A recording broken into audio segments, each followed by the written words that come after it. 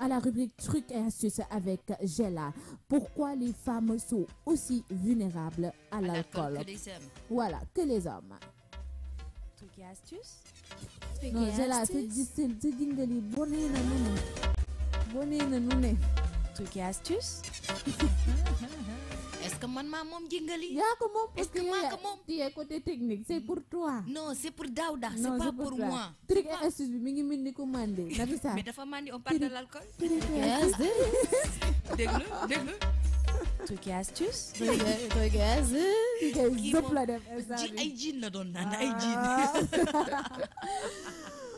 Gela, pourquoi les femmes sont aussi vulnérables que les hommes? Alors, on va parler des femmes sont beaucoup plus vulnérables que les hommes par rapport à l'alcool. Parce que tout simplement, vous savez que les femmes, là, avec nos hormones et tout, donc vraiment, c'est grave, quoi. C'est vraiment grave. Alors, boire un verre de vin ou d'alcool est un moment agréable et convivial, mais à quantité égale. Les femmes ne seront plus vite abîmées que les hommes. Une différence qui s'explique scientifiquement. Merci là-bas. Alors, cela sonne comme une évidence, mais à l'heure de la parité, une explication s'impose. La première raison est morphologique. Les femmes moins corpulentes ont moins de défense que les hommes. Leur estomac confie moins d'enzymes de dégradation. À consommation égale, le pic d'alcoolémie sera plus élevé car l'alcool arrive beaucoup plus vite dans le sang. Elles seront donc ivres plus rapidement. Vous saviez ça? Moi, je savais pas. Alors, vous voyez, mais On en l'alcool, apprend des choses. voilà, mais l'alcool fait d'autres dégâts moins visibles, mais beaucoup plus inquiétants chez les femmes. Les hormones féminines directement impliquées en préambule, le risque commence dès le premier verre.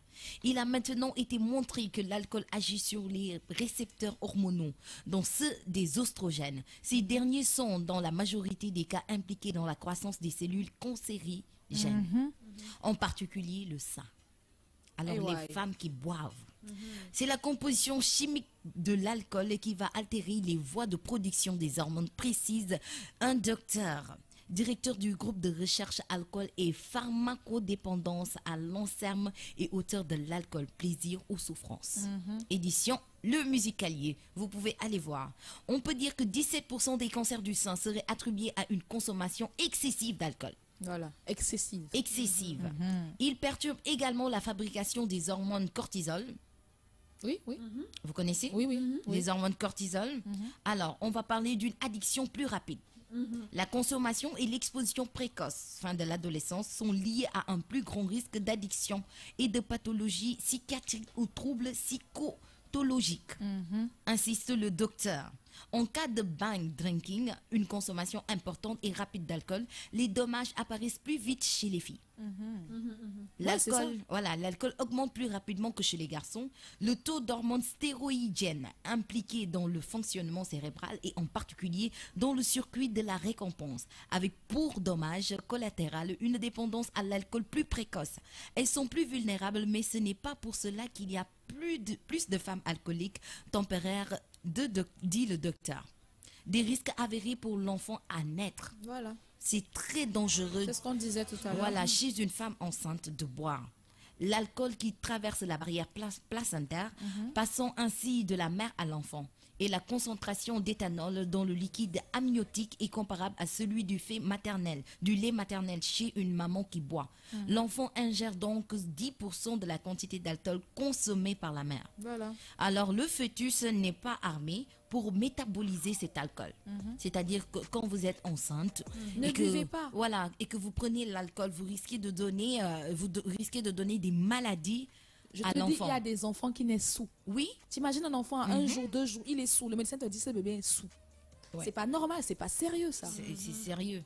Alors l'alcoolisme masculin a une incidence sur le fœtus.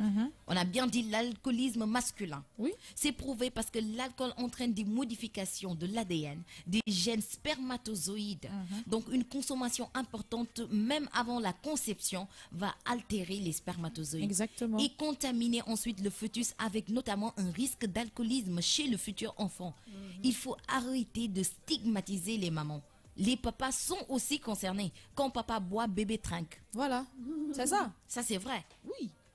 C'est obligé. Les gènes, la transmission Voilà. des gènes et tout, des spermatozoïdes. Un spermatozoïde sous. Forcément, il va aller faire un bébé sous. Ah, ça, c'est sûr. Ceci explique Ça, cela. c'est sûr. Alors, ce qu'il faut retenir chez les femmes, Joyce, c'est que les femmes se saoulent très rapidement. Ouais. Parce qu'ils n'ont pas cette capacité de morphologie que les hommes ont. Donc, l'alcool arrive très rapidement dans le les sang, organes. dans les organes. Surtout, c'est mauvais pour les organes génitaux. J'en ai parlé. Mais oui. C'est mauvais pour l'appareil génital, Tal. le foie, l'estomac, les intestins, mon Dieu. Tu as des femmes, ah, je suis gastrique.